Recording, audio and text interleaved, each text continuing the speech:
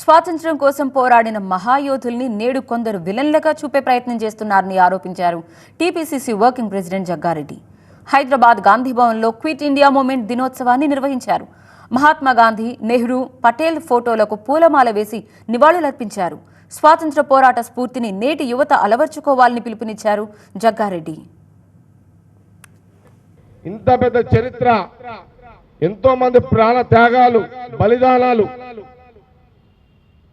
ఇవన్నీ త్యాగాలు చేసిన వాళ్ళని స్మరించుకోవడం, జ్ఞాపకం తెచ్చుకోవడం మన యొక్క ధర్మత. అందుకే ఈరోజు యువత తెలుసుకోవాలి, ఈ రోజున్న కొత్త జనరేషన్ కూడా తెలుసుకునే ప్రయత్నం చేయాలి.